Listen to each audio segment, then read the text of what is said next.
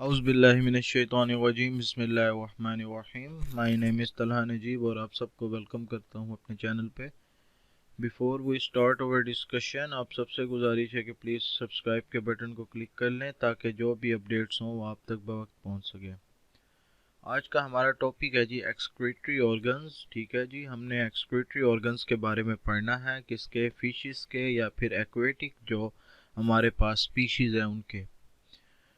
Start करते हैं जी। X kidney of the fishes are also modified for the excretions in the aquatic animals. जो fishes की kidney होती है वो भी इस तरीके से मॉडिफाई होती है कि वो एक्सक्रीट कर सके जो वेस्ट हो गया या दूसरी जो चीज़ें हैं वो कहाँ पे एक्सक्रीट कर सके जी, हमारे पास एक्वेटिक इन्वायरमेंट। क्योंकि फिशेस की जो पूरी लाइफ स्पैन होती है वो पानी के अंदर ही जो है वो गुजरती है पूरी लाइफ उनकी, तो इसलिए उनकी एक्सक्रीशन वगैरह या जो भी प्रोसेस हैं सारे ही पानी के अंदर टेक प्लेस करते हैं।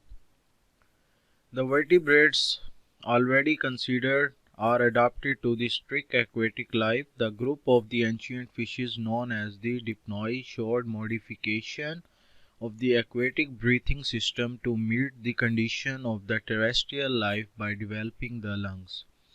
ठीक है जी, हमारे पास जो वर्टिब्रेट्स हैं वो ऑलरेडी ही कंसीडर्ड होते हैं कि उनकी जो एक्वेटिक लाइफ है वो बहुत ही स्ट्रिक्ट है। ठीक है जी, उनकी जो अडाप्टेशन है एक्वेटिक लाइफ की वो काफ़ी स्ट्रिक्ट है। अब हमारे पास ग्रुप है जो एंशियंट फिशेस का, जिनको हम नेम देते हैं जी डिप्नोई का। वो क्या है जी, मॉडिफिकेशन शो करते हैं। किस तरीके की मॉडिफिकेशन शो करते हैं कि वो कैसे पानी में ब्रीथ कर सकते हैं।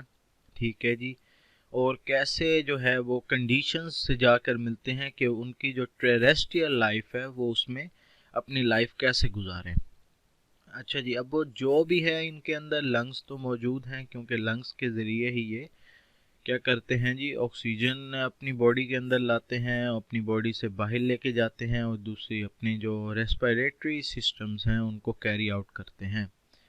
But this case is only in the incident in the transitions to the land. लेकिन ये जो लंग्स का केस है ये सिर्फ तब होता है जब वो लैंड के ऊपर ट्रांजिस्ट करते हैं, जैसे कुछ हमारे पास फ्रॉग्स वगैरह हैं, तो ये उनकी बात हो रही है।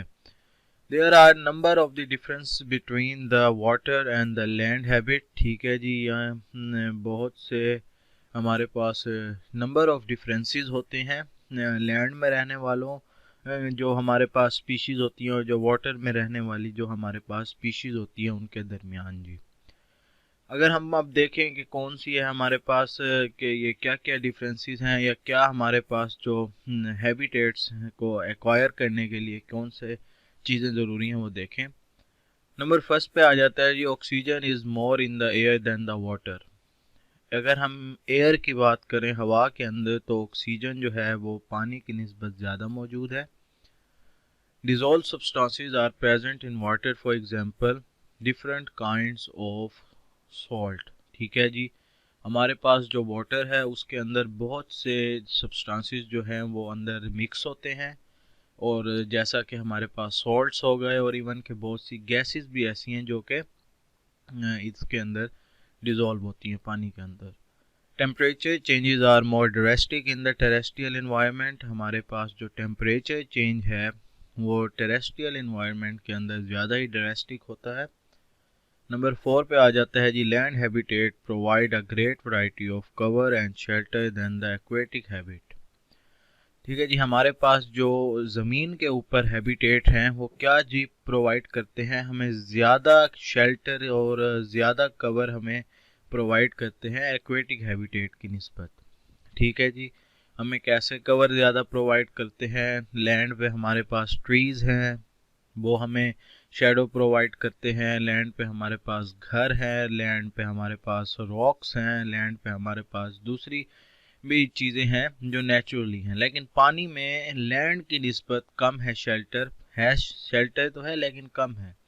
मीन पानी में अब फिशेस वगैरह जिन्होंने रहना होता है वो ज़्यादातर वो जैसे पत्थरों के दरमियान में छुप जाती हैं या वहीं पे पानी में ठहरे ठहरे ही सो जाती हैं। जबकि हमारे पास इधर जो है लैंड की अगर बात करें तो हमारे पास इंसेक्ट्स जो हैं वो अपनी अपनी मिट्टी में उन्होंने घर बनाया, वहाँ छुप जाते हैं। बर्ड्स ट्रीज पे छुप जाती हैं।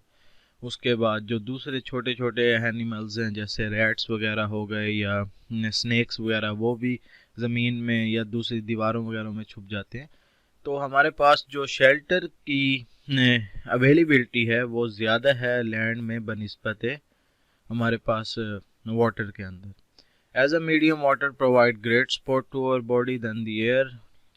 हमारी बॉडी के अंदर वाटर की मिकदार जो है वो एयर से ज़्यादा है। Land affords a great variety of breeding place and does water. ठीक है जी। In their transition from the aquatic to land environment, animals has undergo modification or adaptations to cope with the above conditions of the land। अब हमारे पास अगर जो land में रहते हैं वो उनकी क्या अडाप्टेशंस होती हैं हमारे पास।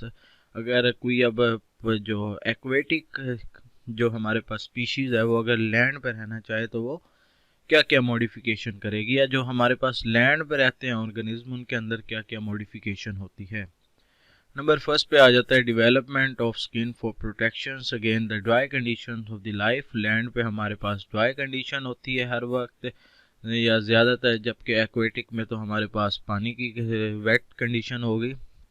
तो अपनी स्किन को डेवलप इस तरीके से करें कि जो सरवाइव कर सकें वो ड्राई कंडीशंस में। The egg of land animals are protected by the shells. जो लैंड एनिमल्स के एग्स होते हैं वो शेल से प्रोटेक्ट होते हैं जो कि उसको दूसरी इंजरीज वगैरह से बचाते हैं। इसी तरीके से जो हमारे पास लैंड एनिमल्स के एग्स हैं वो होते भी लार्ज इन साइज़ में हैं ताकि वो ज़्यादा अमाउंट ऑफ स्टोर फूड कर सकें। The terrestrial animals develop lungs in the place of the gills which take oxygen from the air. ठीक है जी। गिल्स की जगह लंग्स होते हैं जिसे जो कि ऑक्सीजन अपने अंदर लेके आते हैं हवा से और फिर कार्बन डाइऑक्साइड रिलीज करते हैं हवा में। In connection with the development of the lungs, there are corresponding changes in the circulatory system to take oxygen from air. For locomotion, the paddle-like fins are replaced by the joint appendages modified for the walking, running and the climbing or the flying.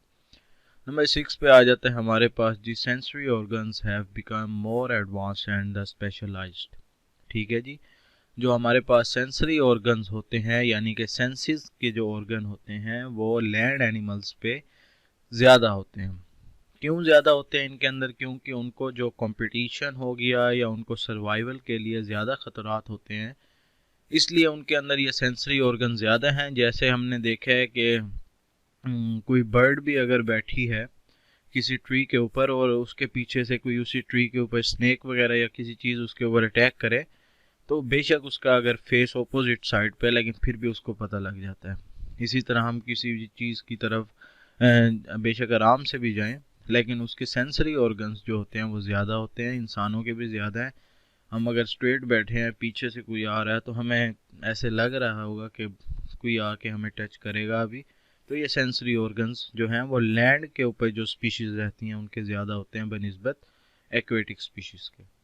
ठीक है जी। आज हमने ये excretory organs study कर लिया। उसके बाद ये हमने डिफरेंसेस भी स्टडी कर लिए हैं वाटर और लैंड हैबिटेट के। ठीक है जी। उसके बाद हमने ये अगर हमने लैंड पे रहना है तो लैंड की जो करेक्टरिस्टिक्स हैं उनके बारे में भी स्टडी किया है। अगर यहाँ तक आपको कोई भी इशू हमसे कांटेक्ट कीजिएगा, इंशाल्लाह आपकी कन्फ्यूजन दूर की जाएगी। आज के लिए इतना ही काफ़ी है। अपना ख्याल रखिए, घर वालों का ख्याल रखिए। अल्लाह हाफिज़।